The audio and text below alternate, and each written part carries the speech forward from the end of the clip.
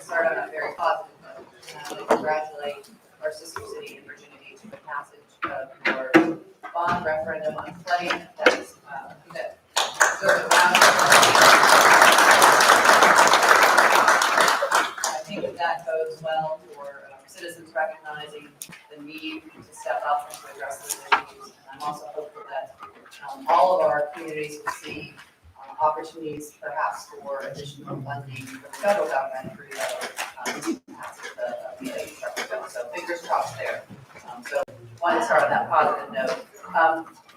As I call this meeting to order, we need to start with a roll call vote. We're going to wait. So we are one member shy of a quorum.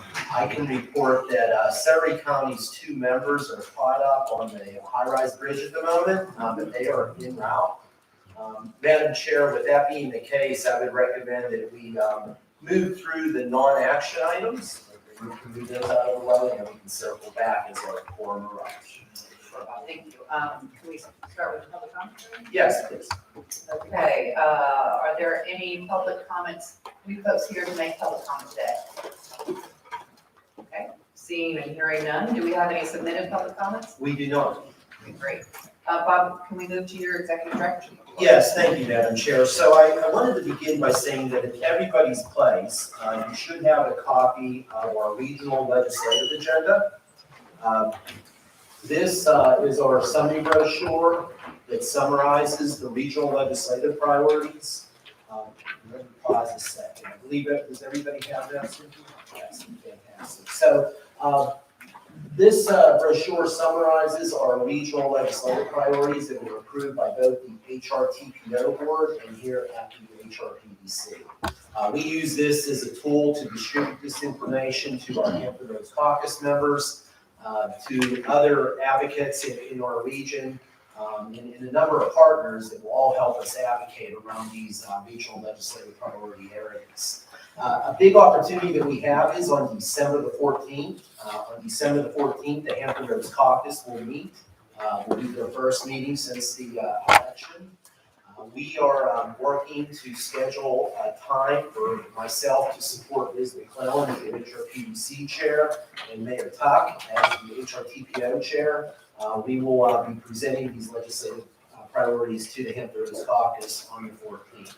They'll be meeting from 8:30 a.m. to 12 noon that day. So we're working to identify our time slot and in their agenda for that work. So I wanted to bring everybody's attention to that brochure.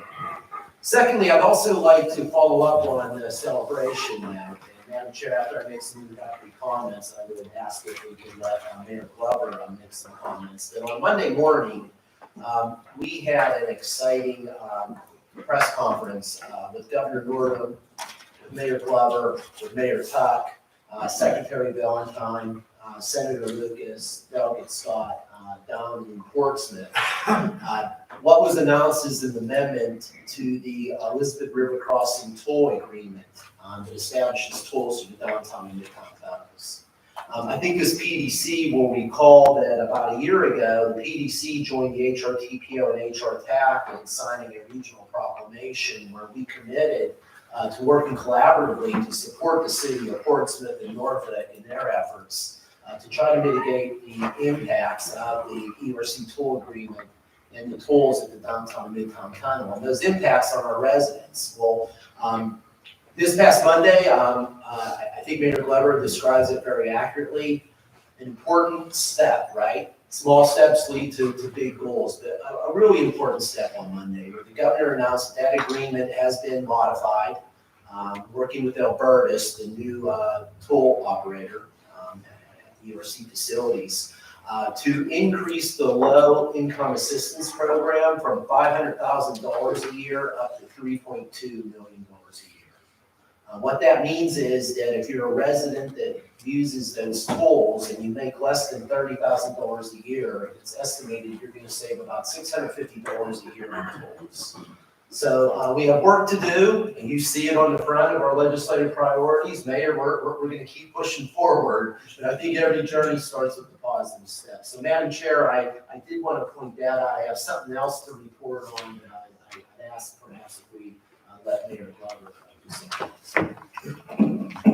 Madam Madam Chair, and thank you once again, Bob, and everyone with the group for putting in the work. One of the, just to give you an example, under the previous toll reduction agreement, a person that went through the tunnel would actually have to fill out a rebate form to get that reduction that they applied for.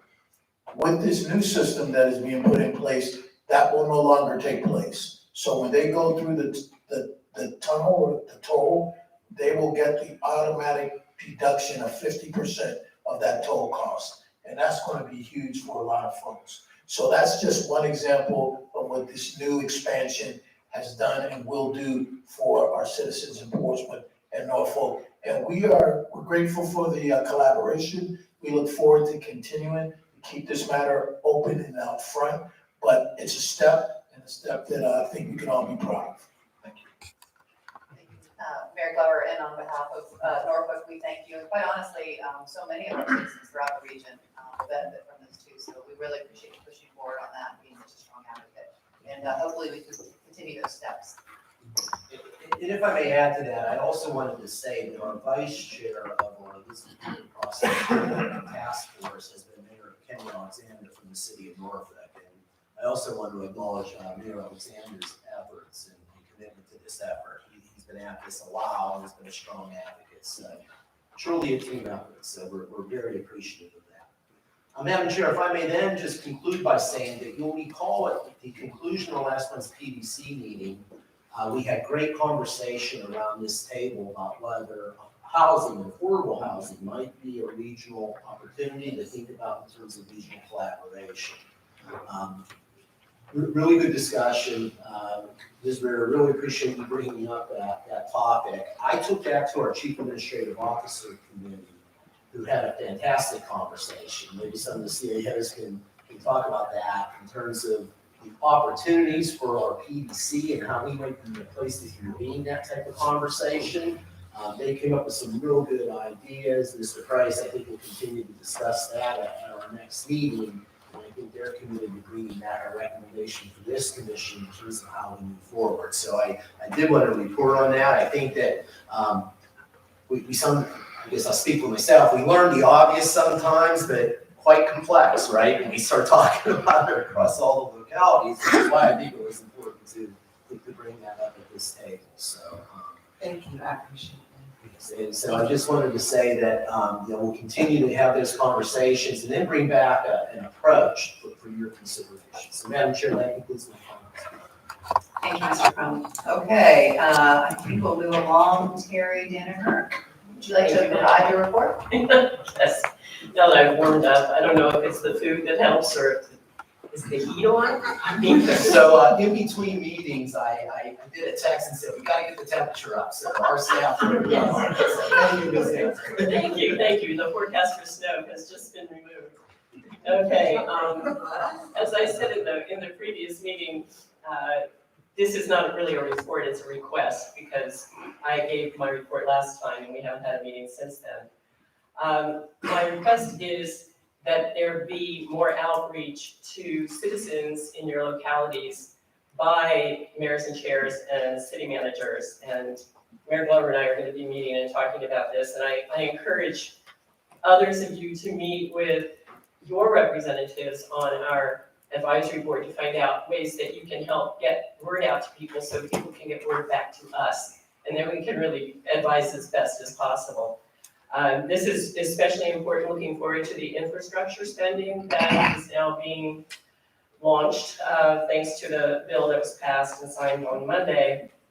And I was listening to the Secretary of Transportation talk about what was in that bill and the kinds of things that are coming up. And one of the things that really struck me was the environmental justice part of the package, that there is actually money in it for neighborhoods to be made whole again and things like that. So those types of things are really important to some people who I know in our own city of Portsmouth, there were people whose neighborhoods were disrupted by the toll. It wasn't the toll that disrupted them, it was actually the building of the roads, the MLK extension, for instance. So that kind of funding is something that people might be looking for. And it does exist, it is in the bill according to Pete Buttigieg anyway. So that kind of thing where you actually go out and find out where the people need it to be made whole is really important. And the best way of getting to them to get their input is sometimes from the city council meetings, and like our meetings are put on TV, they're online.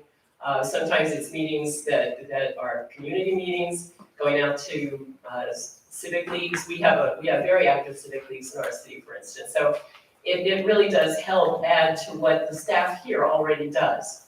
They do make significant efforts, but there is so much noise out there now. There are so many competing media and people on those media that getting messages out, I know it's hard, but you mayors and chairs and managers, you have some access that we peons don't. So if you would use your voices so that we hear voices, not just in our heads, then we very much appreciate it. Thank you. Thank you, Ms. Danaher. Okay, so we not go through the consent agenda, but I'm really excited. Mr. Crum, if you'll introduce our speaker, our friend Craig Quigley. This will be a great presentation. Yes, thank you so much. So as Admiral Quigley, Executive Director of the Hampton Roads Military and Federal Facilities Alliance, and his deputy, Rick Dwyer, on the podium. We thought this would be a great time with the recent news, which is just a reminder for us that we all know this tremendous impact that our military and federal presence in Hampton Roads has on our regional economy. We thought this would be a good time to have Admiral Quigley and Mr. Dwyer come forward and discuss what they see as current trends of military and federal investment in our region, use their crystal ball about what might be coming. And then after they're done, our economist, Craig Quigley, is going to share with you some data points to sort of reinforce some of the information I'm going to share. So Craig, thank you for being here, sir. Okay, our pleasure. Good morning, all. My name is Craig Quigley. This is Rick Dwyer. We are 100% of the employees of the Hampton Roads Military and Federal Facilities Alliance, or better known as HRPDC. And we're going to hit a little bit on kind of the current state of affairs this morning, but we're going to spend most of our time talking about that crystal ball that Bob just mentioned. This chart is a GIS chart of the federal installations in Hampton Roads. If it's that purpley blue color, it's the Defense Department. And if it's green, it's all other agencies of the federal government. So a pretty good chunk of real estate in its own right. But this is the one that we really enjoy using. Each of those colored boxes represents a federal something in Hampton Roads. And again, it's color coded. If it's purple, it's the Defense Department. If it's green, it's the Department of the Interior, and so on. Arguably the most dense and diverse collection of federal agencies anywhere in the United States. So Rick and I are going to tag team this, so I'll turn it over to Rick. Okay, so for those of you who aren't very familiar with HRPDC, the organization was born after the last 2006 round of base realignment and closure. In the spring of 2006, after the dust settled and Oceana had come off the list, the elected officials kind of got together and said, hey, how did that happen? How did we get caught so flat-footed where a major economic driver in our region almost got shut down? And the answer they came up with was there was no organization whose full-time job was to pay attention to the federal presence here in the region, which Greg will go into very much more detail, but if you look at some of the ODU State of the Region reports, is 40 to 44% of the regional economy is predicated on that federal presence. So it's a big deal. And our mission is the same now as it was back then. It's very simple. It's to attract, retain, and grow federal missions here to the region. So if you're here, we want to keep you here. We want to help you grow and be as successful as possible, and we want to see what other opportunities out there that we can help bring to the region. To do that, we work with primarily the installation leaders throughout the region, both military and the non-military installations, municipal leaders, obviously our federal and state delegations, and other support organizations. And our philosophy really is to try and address any kind of concerns from those federal leaders before they become a major issue, sort of like what happened with Oceana and the encroachment that was creeping in around the installation. Because we very much figure that if we take care of issues now and in the present, should there be another base realignment and closure at some point in the future or something like it, we'll have already done everything we can to make Hampton Roads an attractive place to bring more missions as other installations in other places get closed down. And we also like to say that last one there is we like to connect the dots. So if somebody comes to us and say, I need to talk to somebody in the Navy about X, if Craig and I don't know who exactly that person is, probably within a phone call or two, we can find out and we can help, whether it's a municipal organization, another veteran support organization, or those kind of things, point them in the right direction and get the issue resolved.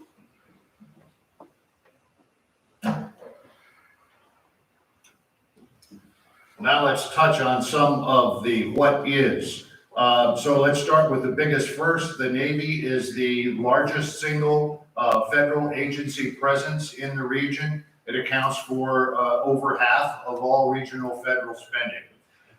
Aircraft carriers. Hampton Roads is the home port for all of the Atlantic Fleet aircraft carriers. As sure as the sun rises tomorrow, when you have a new president or a new secretary of the Navy, there will be a letter from the Florida delegation that says, gee, wouldn't it be neat to move an aircraft carrier to Florida? And just as quickly, the Virginia delegation says, no, we don't think that's such a great idea. So we've been successful in keeping all of them right here in Hampton Roads. About 25% of the Navy is in Hampton Roads, to put that in perspective. Special Ops was always in Hampton Roads, but after 9/11, that has grown like mopsy. It's not very visible by design, but it is here and has a tangible presence on the region. Rick mentioned NAS Oceana in Virginia Beach and the outlying landing field in Chesapeake. Today, that is the Navy's home for the Super Hornets, FA-18, the current carrier-based strike fighter. Ultimately, that will be the East Coast home for the F-35s, which will be the successor. And we predict that the next aircraft there won't have a pilot in it.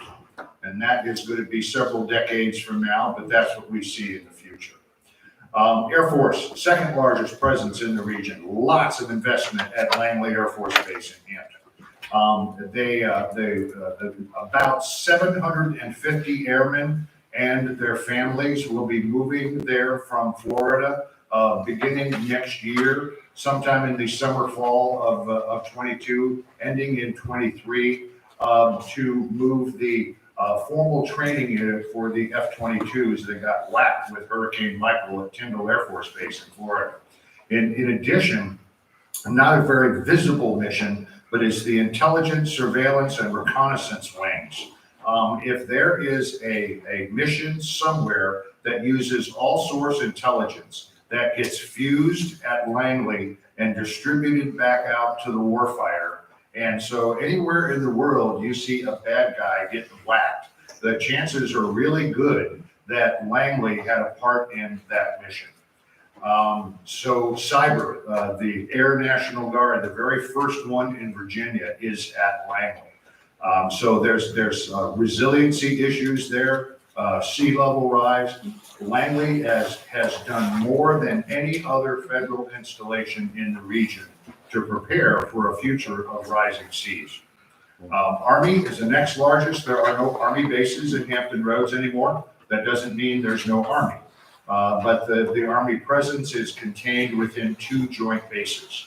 So I have Joint Base Langley Eustis, with the Air Force being the senior service, and then Joint Expeditionary Base Little Creek Fort Story, with the Navy being the senior service.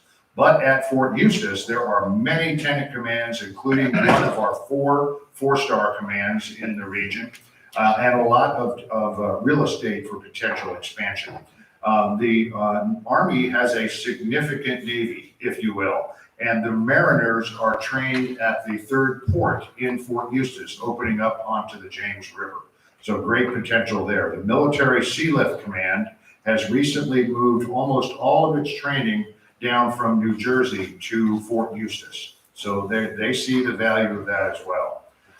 NASA in Hampton is NASA Langley Research Center is NASA's oldest research facility. And great investment there as well, based on promises of, I promise to demolish 2 square feet of facility for every 1 square foot that you fund, and I'll build it more energy efficient and human friendly for the 21st century. They have a significant role to play in the moon mission, which where the goal now is to put humans back on the moon by 2025, and then on to Mars from there. The Coast Guard, we have more Coast Guard in Hampton Roads than anywhere else in the country, and it's growing. The Coast Guard base in Portsmouth, over the course of the past summer or so, has seen a 50% increase in the number of cutters that are there. Now, we're only talking about a growth of 6 to 9, so the numbers are small compared to the Navy presence. But in Coast Guard terms, that's big. And there'll be additional growth coming from the Coast Guard. Jefferson Lab in Newport News, world-class high-energy particle physics research. There is a proposal on the table to build an East Coast supercomputing center. The commitment on the Energy Department is to do that at an East Coast lab. Brookhaven Lab in New York was given the last big project. We are cautiously optimistic that this one will come to Jefferson Lab, which will begin a huge construction project and research by physicists the world over for years to come. Rick. Okay, so now on to a few of those opportunities. At Oceana, again, some of you may have heard of this concept of future-based design, and that's where the installation leadership there has said that the Navy is not able to sufficiently fund all of the infrastructure repairs and refurbishment that they need there. So they're looking for innovative ways to make that happen, with partnering with the communities and the public sector in the city of Virginia Beach, as well as the private sector. So what they are doing, or what they plan to do, is make available some underutilized parcels of Navy property and make that available for compatible development, so that it is still compatible with the flying mission and won't encroach and harm their mission at all, but they can make that real estate available in exchange for in-kind either services or funds that they can use to mitigate their infrastructure problems. So very exciting. There are a lot of discussions right now with Dominion Energy in terms of some of the offshore wind support. But we see this as an opportunity not only in Oceana, but all of the military installations throughout the region. And potentially we can extend that to some of the other federal installations as well, as long as we can get Congress to give us some of those authorities. Admiral Quigley mentioned the F-22 increase is going to be another 31 aircraft, or 31 F-22s and 18 the T-38s that they use as aggressor aircraft. And also the Air Force is looking to make Langley that intelligence hub on the East Coast. And so they are talking potentially another couple thousand or more intelligence personnel over the next several years could be coming to Langley Air Force Base. Now they're going to need some upgrades and facility work, potentially some additional power feeds to the installation to make that happen. But those are definitely opportunities to bring additional federal personnel to the region. Everybody in this room knows how important the ship repair and ship construction industry is to the region. There is a effort within the Navy that we helped through our congressional delegation get the Navy to come up with a plan to refurbish all 4 of the Navy-owned public shipyards throughout the country, one of which is there in Portsmouth at the Norfolk Naval Shipyard. It's approximately $20 to $25 billion effort over 20 years. And in fact, I believe it's been introduced, or it's going to be introduced this week into the NDAA, trying to get an additional $25 billion to the Navy now to accelerate that, because basically everybody agrees that waiting 20 years to refurbish all those shipyards is not going to be sufficient for our readiness needs for the Navy. So there's potentially a lot of investment coming for the Norfolk Naval Shipyard. Jefferson Lab, again, Admiral Quigley mentioned that. Tremendous opportunity here for a supercomputing facility to be built at Jefferson Lab. In addition, we may have lost out on the full project of the ion collider that's going up to New York and Brookhaven. But Jefferson Lab is still going to have probably about a 25% of the work to build the equipment and the infrastructure that will go into that facility will be still done here at Jefferson Lab in Newport News. And that's going to be a $2 billion effort up in New York. So rough numbers, $400 to $500 million of that construction work will happen at Jefferson Lab as they build some of the equipment for that. The supercomputing facility, It just brings a lot more opportunities for other data-intensive companies to relocate here and partner with Jefferson Lab. There's already discussions. NASA Langley is very excited about the potential for this mission come here to Jefferson Lab, where they can do some real-time data analysis on some of the work that NASA does. So tremendous potential if we can land that facility here in the region. The VA Medical Center, you may have heard recently, they announced another healthcare center on the south side here in Chesapeake. Great news that will finally break ground here towards the end of this year, beginning of next year, and hopefully open by 2024, I believe that one is. In addition to that facility, another community-based outpatient clinic is going to be opened out in Suffolk, and they have approved a second new healthcare facility, again, someplace on the south side, to take that pressure off the VA Medical Center up there in Hampton. So bids should go out again for that, and location is to be determined. But exciting growth with the VA Medical Center to take care of our very rapidly growing veteran population here in the region. NASA Langley, as Admiral Quigley mentioned, exciting roles in the Moon and Mars missions. They are NASA's center of expertise for what they call entry, descent, and landing. So any mission that NASA has that is landing something, whether it be on an asteroid, a moon, anywhere else, NASA Langley is playing a very key part in that. And as part of that research that they do when they develop these systems, that opens up a lot of opportunities for technology transfer with local startup and small businesses. Okay. So now what? Final slide. What are the attributes of Hampton Roads that nobody can change? We are smack dab in the middle of the East Coast. We have arguably one of the world's finest deep water, ice-free ports. We have a moderate cost of living. We have an educated and patriotic workforce. We're about 200 miles from Washington, D.C., which is probably just about right. So you can get there if you have to, but they're not in your hip pocket all the time. And nothing can change any of that. So that is a tremendously strong card that can be played to, particularly in the home for telecommuters. We've all seen over the past year and a half of the pandemic how private organizations, government at all levels can very effectively work from home. So why would you need to necessarily be physically located in the DC metro area if you work for an agency of the federal government? Why couldn't you work from Hampton Roads and contribute to your agency's workload, where the cost of living is less, the traffic is less painful? There's a million reasons why that's a good idea. So that's something we need to look at more. A lot of states and municipalities don't pay too much attention to their federal facilities until something happens, an emergency happens, and then it's like, oh my, who's the leader over there? We need to interact with them. I see them once a year at a holiday reception. That's not a relationship. If you can have a solid day-to-day ongoing relationship and with honest discussions, so you can discuss shortcomings and solutions to those shortcomings, then devise a fix and take that issue off the table for good. That's the way to do it. Some challenges: busier port. We are having our channel deepened and widened, which is a wonderful thing. But if you're the Coast Guard captain of the port, your world just got busier because there's going to be more and larger ships calling on the Port of Virginia. And I've got more traffic to manage and do it safely. It can be done, it will be done, but that's a busier set of responsibilities. Sea level rise: nearly every one of the federal installations in the region touches the water. So we have got to wrap our arms around this and come up with solutions. Oil and gas drilling off the coast, I believe that's probably taken off the table, at least for now.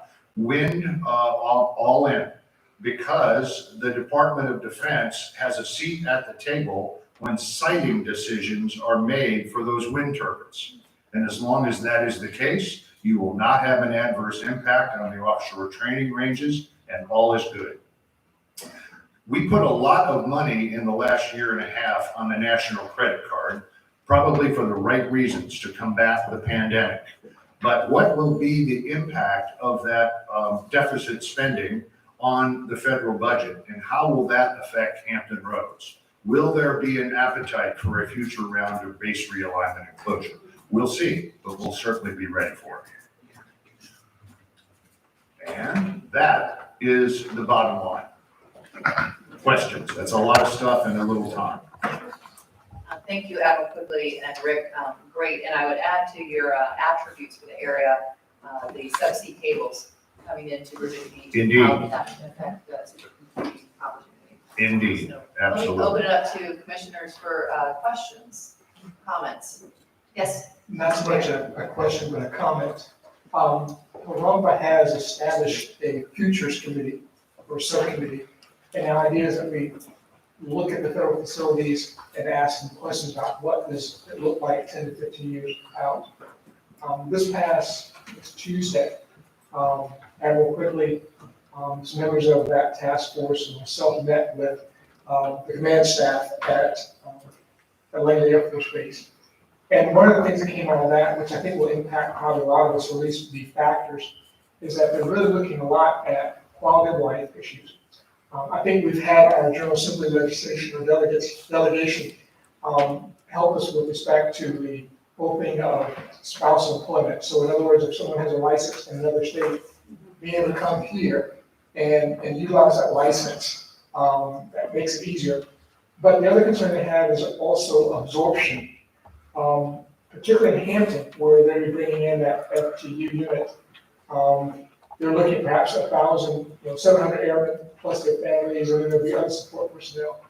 And so they want to find out if we have the school capacity, if we have the housing capacity. And I think it's not just going to be for those on the peninsula, but I think even on this side of the water, that when they're looking at additional personnel coming in, they want to know that you're able to absorb the children or students who are going to come to your schools, as well as the affordable housing. And that's become a big challenge because in most of our cities, we're trying to make sure that we have higher value housing. But in pursuit of that, I think we may have also lost focus on what's called workforce housing. I want to call it affordable, but it's workforce housing. And so I think those are concerns that we all need to be looking at as a region, because all of us will be impacted. We can certainly know about the threat of sea level rise, but there are these other things that we don't always see, and certainly the quality of life issues. Yes, Randy?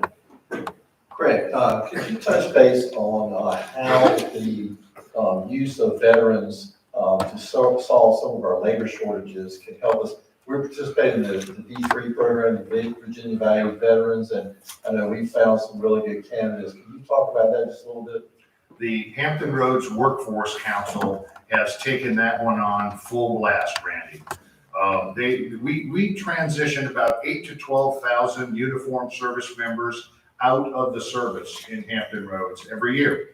And some of them stay and some of them leave for a variety of reasons. The more we can keep, the better off we are. These are good folks. They know how to lead, they know how to follow, they know how to work in teams, they show up on time, tremendous work ethic, etc. You all know that.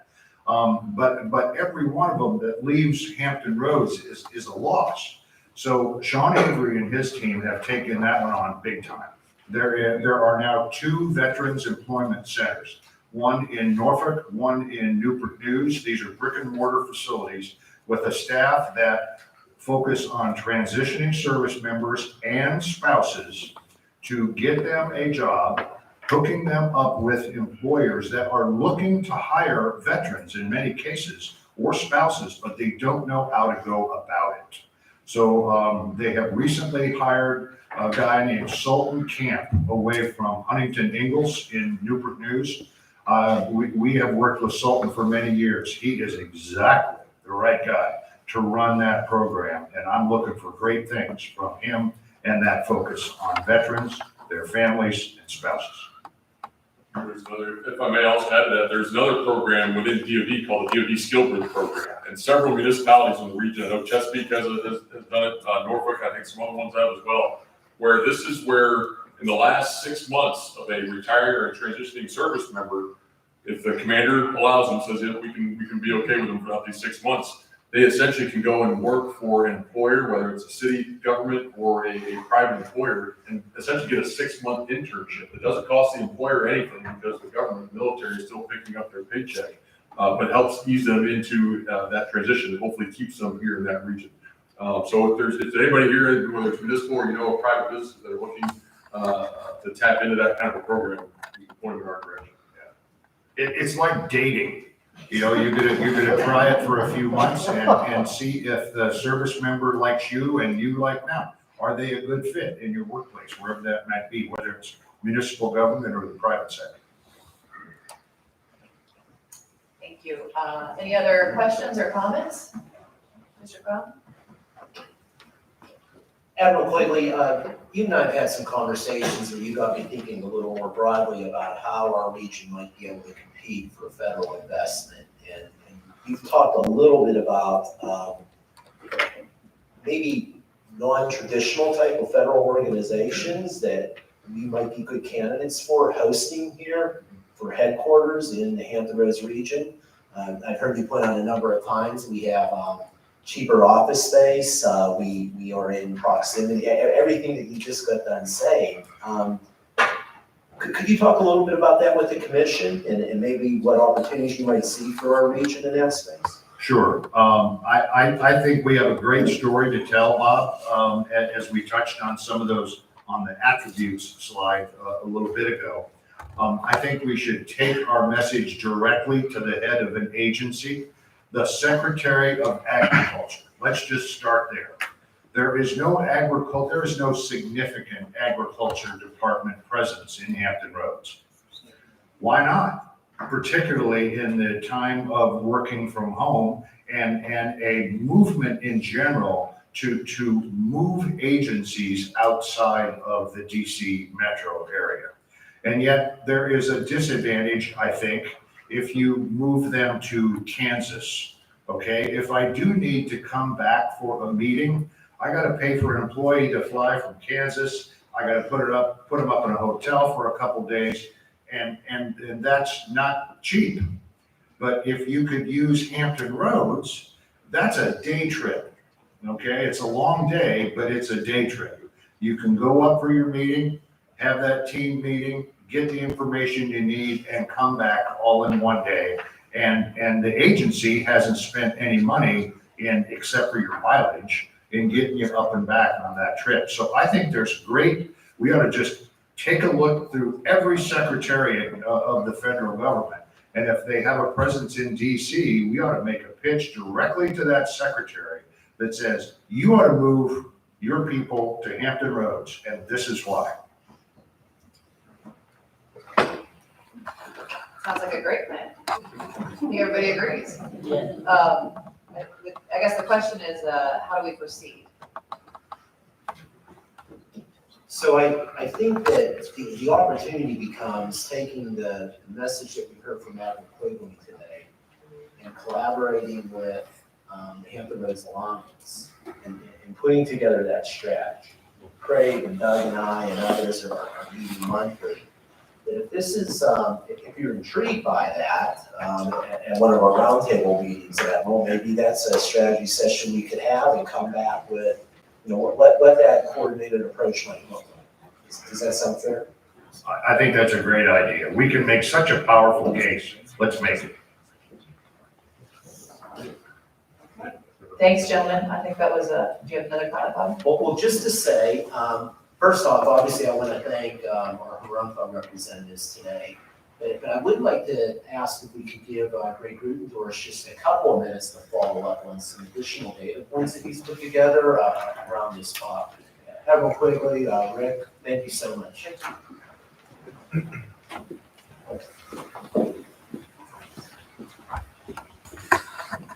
Good afternoon, everyone. As Bob said, I just wanted to touch on a few things related to the DoD presence in Hampton Roads. We actually consistently compile a lot of data on this, and the data is available through our benchmarking study, and of course, all of that's available online. I know Craig loves this chart, so I thought I'd put it up again. This is always a fun one for us. And I was just talking to Sarah in the back, I think we're in need for a refresh, but we do work quite well with Harumpha, and you'll see us source them quite a bit, and you'll see PDC logos on Harumpha stuff. So the organizations work in the same building, and we work together hand in hand quite a bit. So essentially what Craig was talking about with the huge military presence and the federal presence here, 35 to 40% of the gross product in Hampton Roads, approximately 35-40% comes from the DoD, even more as Rick was saying, when you add the federal presence onto that. So it is a significant component of our economy, as you all know. This is annualized defense outlays at the national level. So I throw this up here because clearly this is very cyclical, and we see the rise and fall and rise and fall. And right now we're somewhat on a rise, but we're never quite sure where this is going. We just know that it's going to change at some point, and that's why we have Harumpha here to be on the ready for when it does. But if you look at military personnel in Hampton Roads and even the U.S., you can see that there has been, this is going back to 1969 when we first have data. You can see that we're kind of on the same trajectory there, Hampton Roads and the U.S. Military personnel has been decreasing. In recent years, it has leveled off a little bit, so that's good news for us. But we're kind of on the same track as what's going on at the national level. In terms of where Hampton Roads is specifically, when we're just looking at direct military input, if you go back to 1969, fully over a quarter of every employed person in Hampton Roads was uniformed military. So when people say we need to wean ourselves from the military, I never like that statement. It's not good. We don't want to wean from it. We want to continue to attract as best we can. But certainly Hampton Roads has a long storied history as it has been tied to the military. But we've seen that share of the regional economy decline to where it's under 10% of military income, or total income and total employment is military. Keep in mind that even with that under 10% direct uniform military personnel, the military still generates about 40% of regional gross product. And that's in big part because of defense contracts. And we've seen significant growth in defense contracts. You can see where it peaked right there in 2011 and then fell after sequestration took place. But where we're declining in defense personnel, we have been increasing in contracts, and that is a vital part of the region's economy. And so we want to continue to track that portion too and grow it, as Craig and Rick were just talking about. So this is the fun stuff we get a look at in terms of how do you figure out what's coming from the feds. And Washington being, 200 miles away, maybe it's not far enough, Craig, I don't know. But this is a mess that we get a look at, and Catherine's put this chart together trying to deduce what we're going to be looking at in terms of funding and what has happened in the past. And really the point of this is it's really, we can put this data in front of you, we can try and determine it, but you really need boots on the ground like Craig and Rick to really determine what is actually happening and how we get ahead of some of these curves. I'm showing you this chart again for a different reason now. Typically what we saw in Hampton Roads was when we saw the defense cycle play out, we would see whenever there was an increase in defense spending, we would see population growth in Hampton Roads. Then it would level out and defense spending would level out and our population growth would level out and it would surge, we'd surge. What has happened with this war on terror is we saw a huge increase in defense spending, but there was no population growth in Hampton Roads. And the reason for that is because we switched from when we put investments in the military, they used to go into personnel and now they go into contracting. And the contracting meant that we're not seeing that same increase in population growth in Hampton Roads. So that's just something to consider in the future when we've looked at Hampton Roads and how this region has grown. So much of it has been tied to this defense cycle. So I just kind of wanted to point that out. When we're looking at the future and future growth, we're going to be wanting to look in different areas. As Craig was saying, when future airplanes are going to be unmanned, that means fewer personnel as well. So we can look in the contracting aspect of it, but growth might need to come from elsewhere. You have a couple of handouts in front of you, and I just wanted to point them out. We have the Hampton Roads Economic Monthly, this 4-pager. This last one that was just done, this comes out monthly and always has a bunch of good data in it. Catherine Renaud spends a lot of time putting this together. This most recent one was on some defense data that came out. The defense data that came out, there's a Virginia 2-pager as well, and you can see what the OLDCC put together in terms of information that shows how much defense spending is spent across the states. And then Sarah Kidd put this last map together, and that just takes the OLDCC, the federal data and the manpower data, and breaks it down by locality. And so, as Mr. Keaton pointed out, where's Isle of Wight? When we do data analysis like this, it's becoming more and more difficult because data on defense is shrinking and they're providing less of it, and the data is not very good quality. Federal data is the best, state data is pretty good, regional data is okay, and local data becomes really difficult. So if you look on this chart, it says that there's 5 people running Langley. I bet you Mayor Tuck didn't know that 5 people run all of Langley, and that's because Mayor Price stole all the Langley's numbers and put them in Newport News for the purpose of this. So we'll put the data together and we'll put it on maps, and I really want to stress though that it does take some undercover work to really determine what is actually going on. So when you see a number and you're like, well, this doesn't make sense, please reach out to us and ask, because that's part of our job. We've got to dig and find out what's actually going on. And we do that across the board in a lot of things. The data that I just presented to you right now came from the benchmarking study. We have 13 chapters in the benchmarking study. It's all available online. We used to put together a big book, but people don't like big books anymore.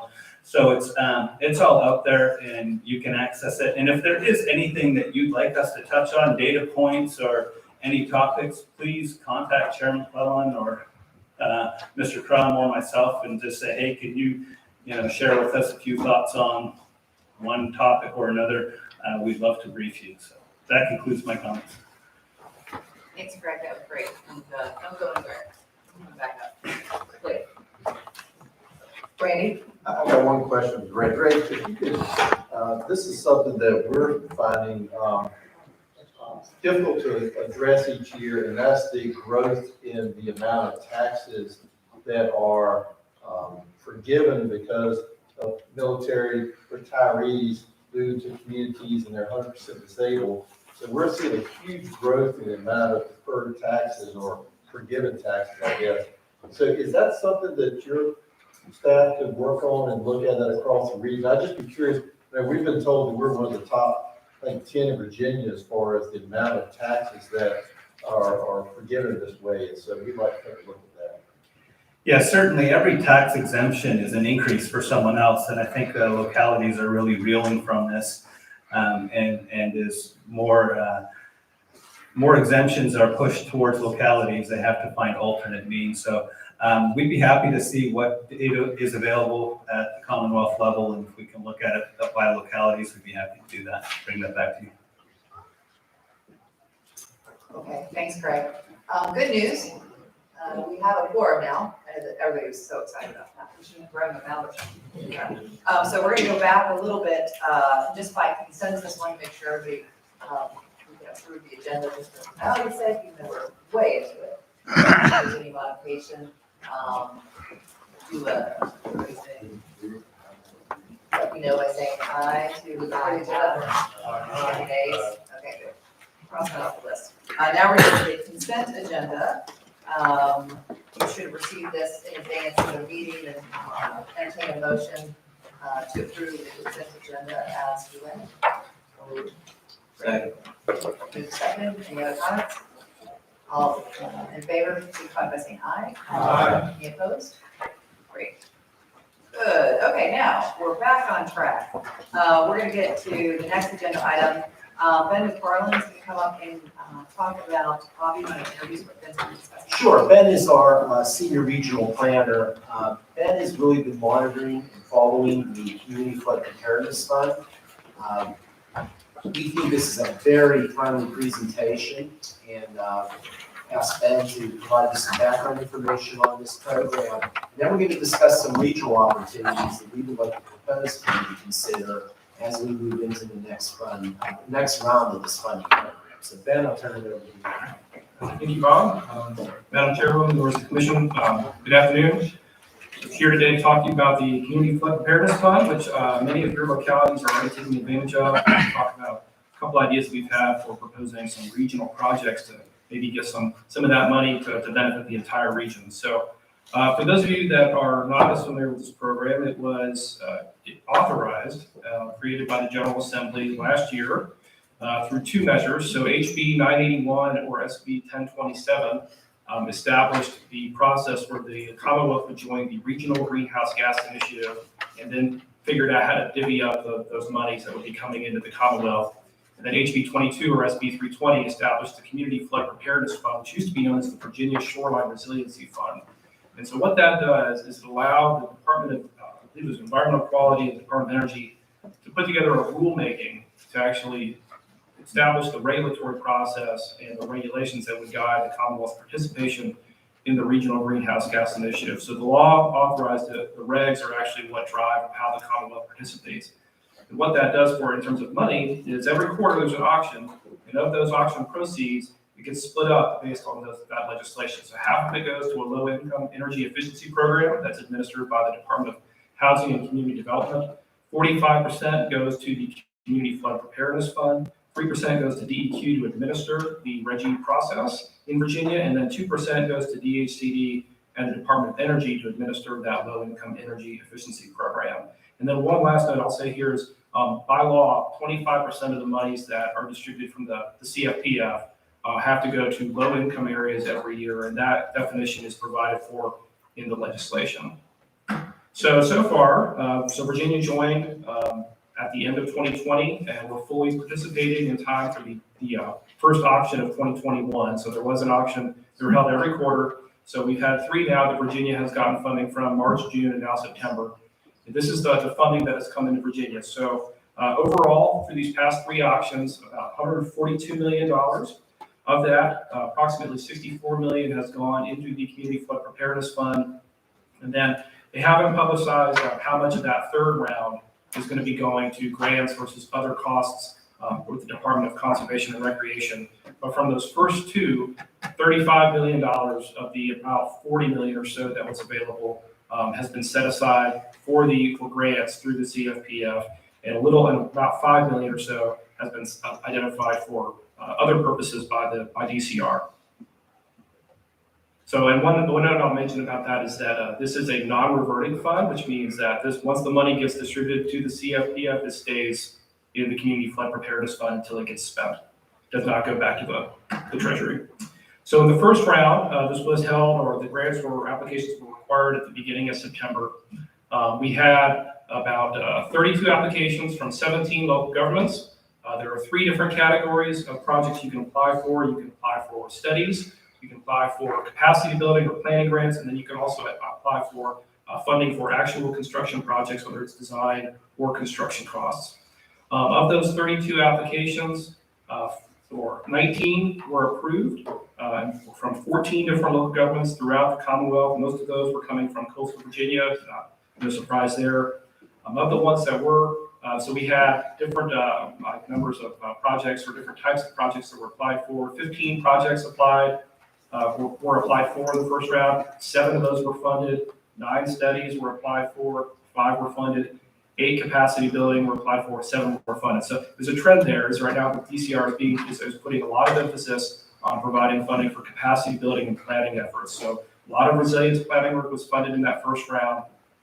But overall, $8 million approximately was approved for funding in that first round out of the $17 million that was allocated for grants in that first round. So a little bit of a difference there between what was available and what was actually handed out, but that money does roll forward. In terms of what was funded for here or what actually got money for that first round. Some of the projects were things like wetland restoration, floodplain restoration, living shorelines, significant funding for H&H studies, which I'm going to hit on a little bit later, some data collection or revisions to existing plans. So if you already have a floodplain management plan or a map that you've already done or a comprehensive plan, you can get funding for that. And then also, as I mentioned before, capacity building. So resilience plan development, a lot of projects approved for that. And then also floodplain staff capacity. So every locality can get funding to staff up your floodplain management programs.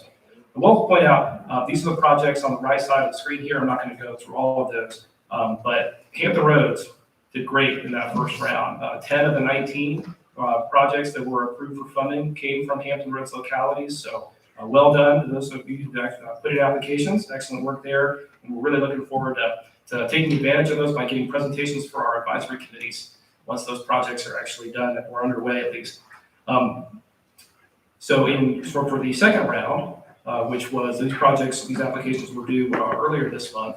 There were 37 applications. The decisions have not been made yet on these. They haven't been announced. Again, a lot of applications for planning capacity, not as many for studies, but also quite a few for projects. The geographic spread is increasing for the people that are applying for these grants. 24 localities, local governments from across the Commonwealth, from 12 different planning districts. Only 7 of which were coastal. So before, the vast majority of applications came from coastal. Now we're starting to see more of those inland communities looking for funding from this. The total requested from this round was almost $30 million, which would exceed the amount that's currently available in the fund. Just something to note there. In terms of the types of projects that were applied for from Hampton Roads, about half were projects, and then half were either studies or capacity building. And those on the right there are the ones that are listed. I want to note that HRSD put in an application that was supported by the Utilities Directors Committee for a resilience planning effort. So something regions already looking to try to benefit from this as a collective. And this is just to show you kind of how much is being asked for. The big bar here is Hampton Roads. Those are those big construction projects. So several from Hampton, also from Virginia Beach put in one as well. And then if you look across the Commonwealth, not as much money for most of those communities. That's the ones that are asking for capacity building or planning funds. But for the ones that are asking for the substantial amounts of money, a lot of that's going to projects, which makes a lot of sense because those are the ones that actually have the most significant costs. So a couple notes on moving forward. How do we take advantage of this?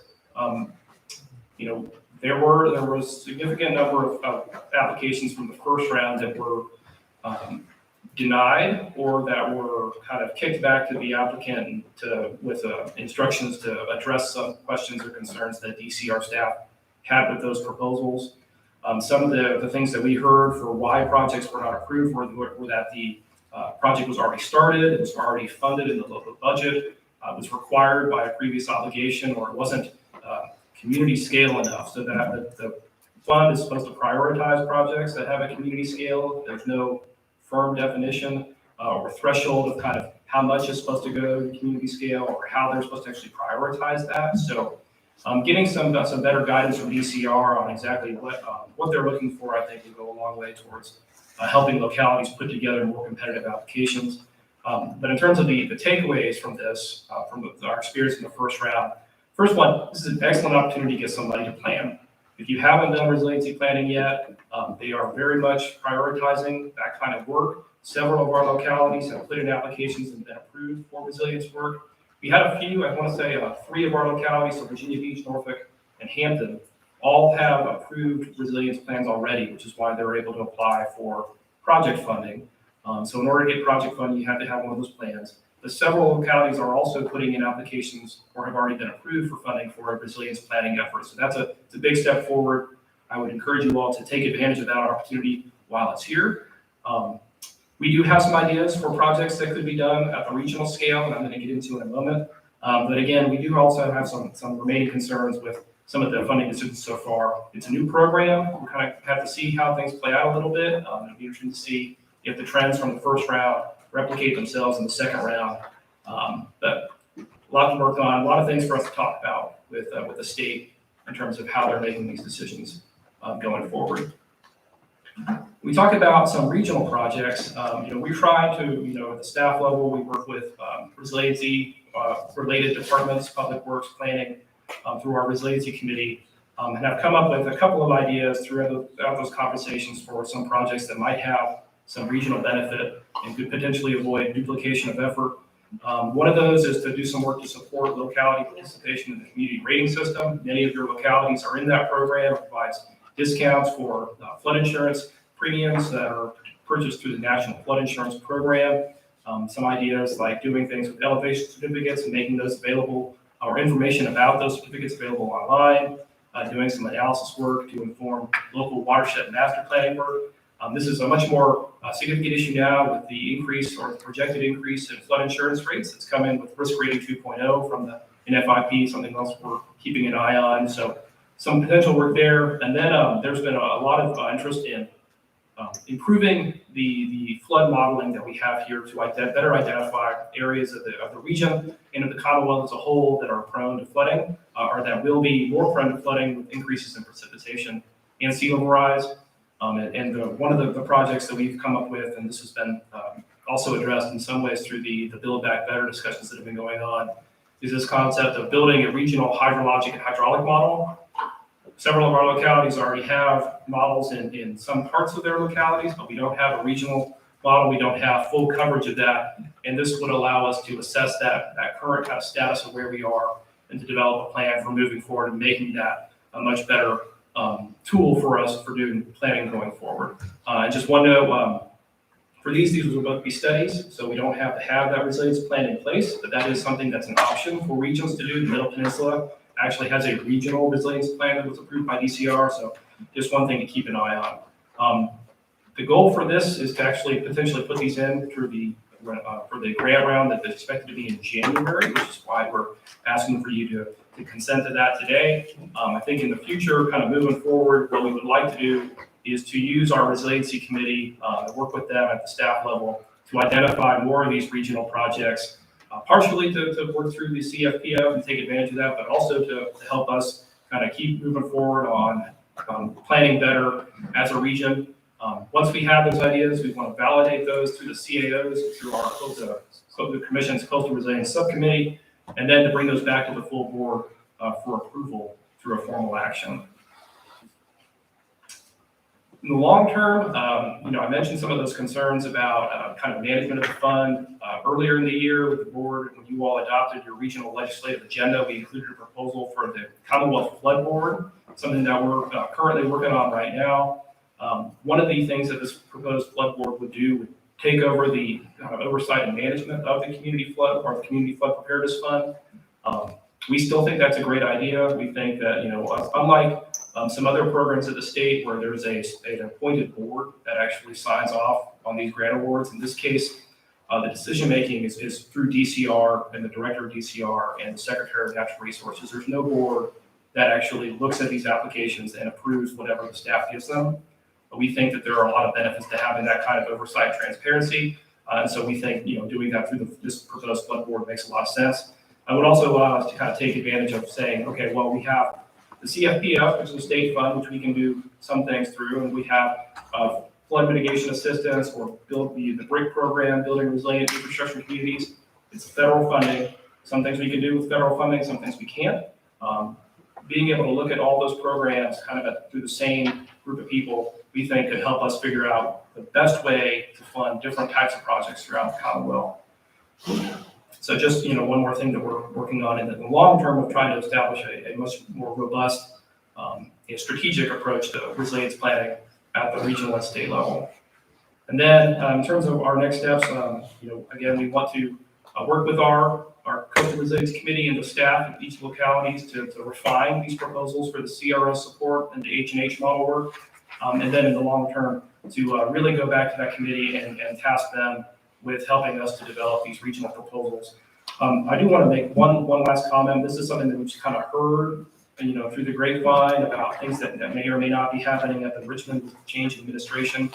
There have been some discussions or some rumors that the incoming administration may be reviewing states' participation in RGGI and the Regional Greenhouse Gas Initiative. So Just something for us to keep an eye on. I think it's a really good opportunity for communities in Hampton Roads to get some funding and assistance to deal with these flooding problems that we're all having here. But if that regulation, which it would have to be it would be a regulatory action to remove that regulation that's currently in place, which would withdraw Virginia from the regional greenhouse gas initiative.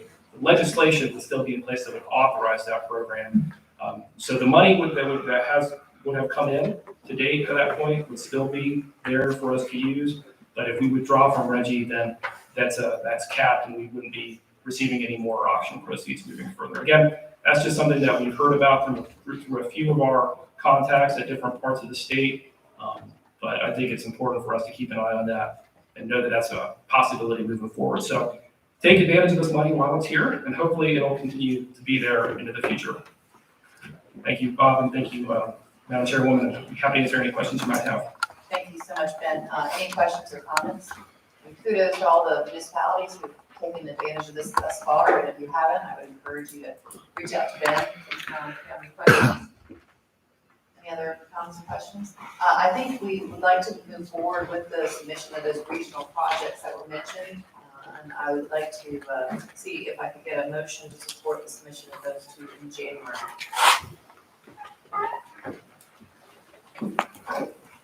Anybody want to, do you disagree? Is there any discussion? Yes. Okay, moved and seconded. Okay, we're almost done, folks. I'd like to review just for our note paper. So that's a motion by Dr. Ward, second by Mr. King. Great. Any discussion? Okay, call for a vote. All those in favor? Any opposed? All right. Thank you. Thank you, Ben.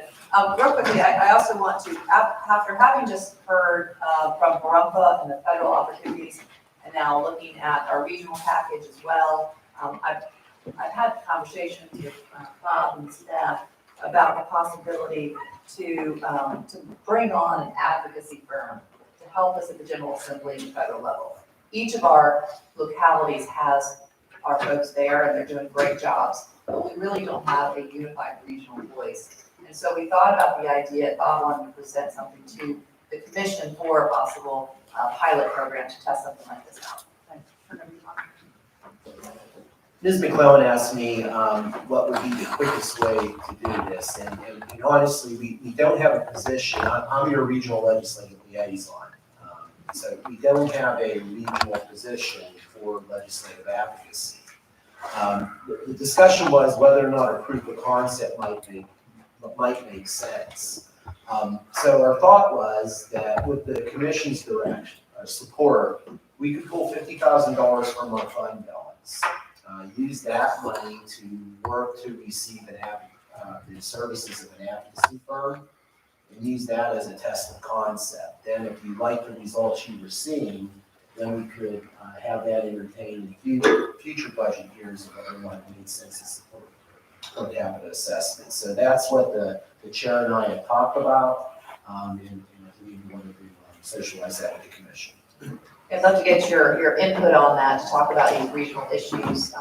Right now, Bob fields calls from all of our legislative folks on a regular basis, in addition to doing all the other things he does here. And to have somebody who's thinking about these issues full-time, who is up either in Richmond or in DC on our behalf, is something that might be a good idea, might not be a good idea. The idea was, let's test this out. He's got the funds available now. And if it's something that we wanted to move forward with in the future, we can talk about putting that in our future budgets. Just wanted to bring that to the commission and see what your, take your temperature on that. Any comments? Terry?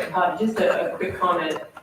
How do you make sure that the firm that you hire isn't representing the interests of another group that conflicts with ours?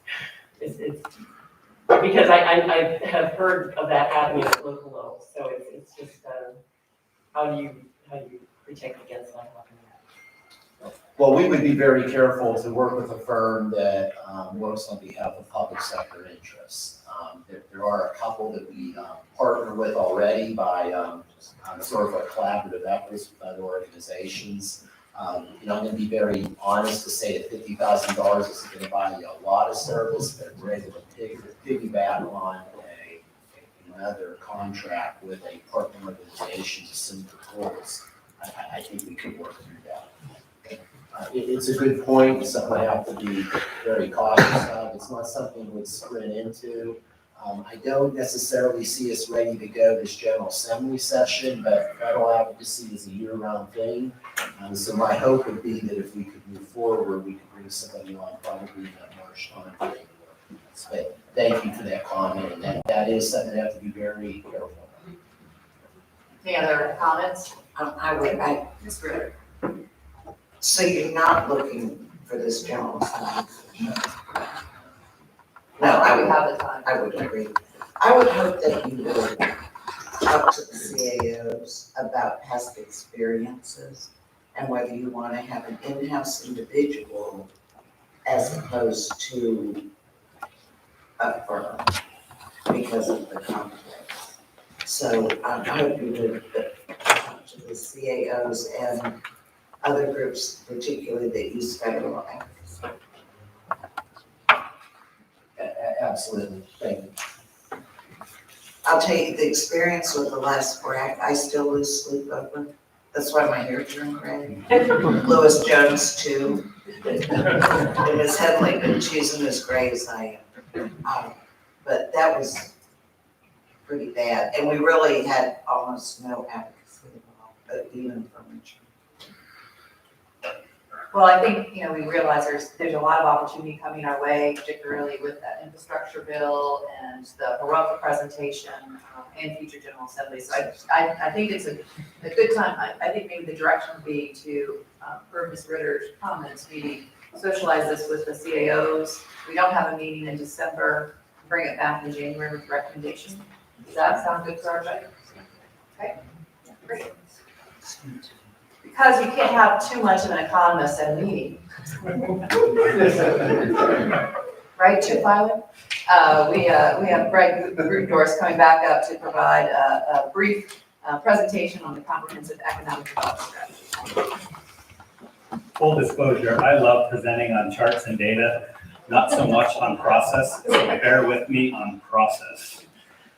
Just wanted to touch base real quick with the comprehensive economic development strategy and efforts that are going on in the region. And real quickly, what is it, who is it, where is it, when is it? So what is the SEDS? You've all heard of it, I'm sure. Comprehensive Economic Development Strategy. It's really a regional strategy designed to build regional capacity, guide economic prosperity and resiliency. That's really what the Economic Development Administration has put in place as the goal for SEDS. What does it do? Really having the SEDS in place is a prerequisite for a lot of federal grants and federal funding opportunities. If you don't have a SEDS in place, you can have an alternative, but really to be on the safe side, it makes sense for regions to have a SEDS so that localities can use that SEDS in accessing federal dollars. So what is our SEDS? We did a phenomenal job of putting a SEDS together in 2010. It was a Herculean effort. And the SEDS that we're working on now really takes what we put together in 2010 and builds off it. A couple people have said Hampton Roads is a phenomenal place in that it studies everything really well. It's when you get to doing that it gets difficult.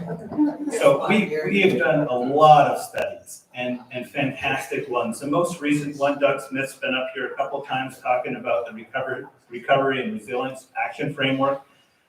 It is a really phenomenal document. So what we're doing is we're taking the 2010 SEDS and we're building off it with a host of regional plans, really good quality regional plans. And we're interweaving those into the 2010 document. And it's a little bit, we've done all the work. It's just pulling it together in a cohesive manner that's taken a little bit of time. So that's really what this current document is. It's not built from the ground up. It's built on what we've already done. So who is it? Who is doing this? Well, really, there's a couple of regional organizations that have got together. Our friends at the Alliance, we're using their board. Per EDA regulations, you need private sector to be heavily involved in the SEDS development process. And so we're using the Alliance board to help move this along. reInvent has been a really good partner with us in putting this together. And then, of course, Planning District Commission as well. Catherine Raynon, myself, and others have been helping kind of weave this document together and get it ready for presentation.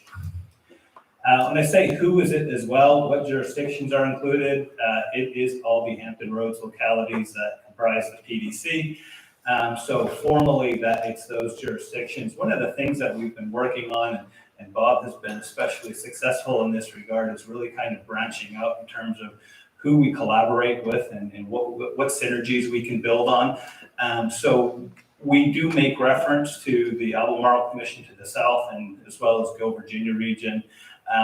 So the Eastern Shore and North Carolina communities who we've been in much more frequent conversations with lately through initiatives like Build Back Better.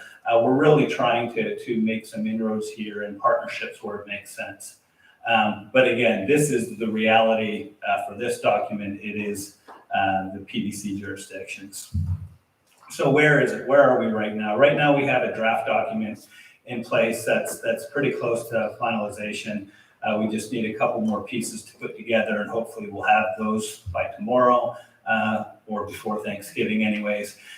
So we're circulating this right now between the Alliance and reInvent and PDC, but we'll also push it up to stakeholders.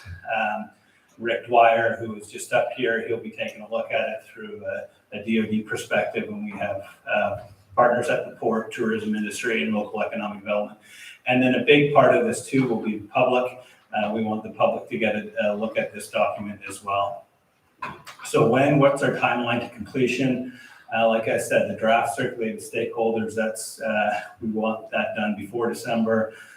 We want to incorporate stakeholder feedback very quickly and get some public comment out there so the public can have more input. They've already had input into a lot of the plans that this has been based off, so it's not that this is their one time, but once we get kind of this wrapped up, and then we're seeking approval from the Alliance Board, who is actually the people who would need to approve this, and then we will submit to Economic Development Administration.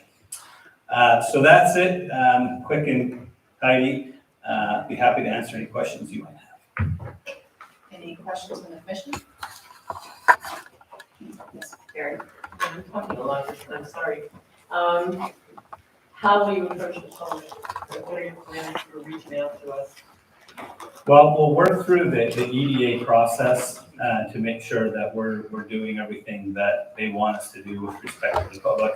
But the reality is we'd like to go beyond what is simply required by EDA. The unfortunate aspect is because we have the Build Back Better initiative that we're really trying to get this plan in place for, time is of the essence. So Ms. Danaher will certainly be looking for your help on this.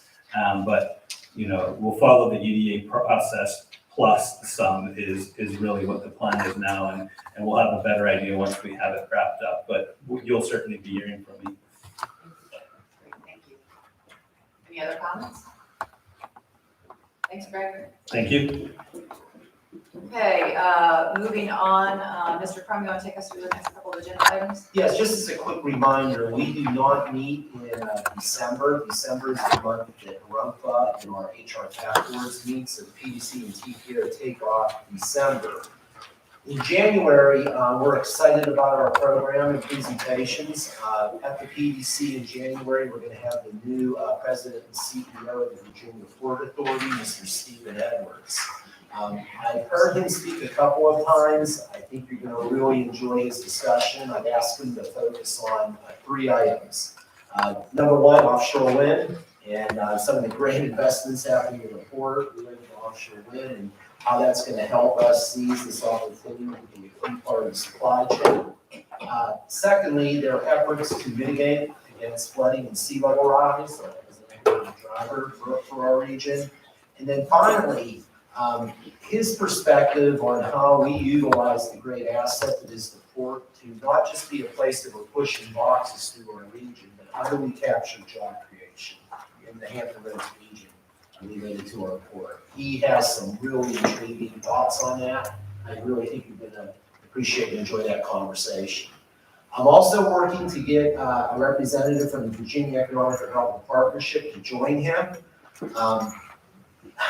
We did have Mr. Stephen Murray confirmed, but you all know the news from VEDP in the last week that Mr. Murray is going to be moving on to another opportunity. But we do expect that we'll have a representative from the Virginia Economic Development Partnership to join us. So we thought, following up on the critical pillar that was the military and federal investment today, that the moving on to our port as an economic development driver was a good next step for us. So, Madam Chair, we will look forward to that meeting in June.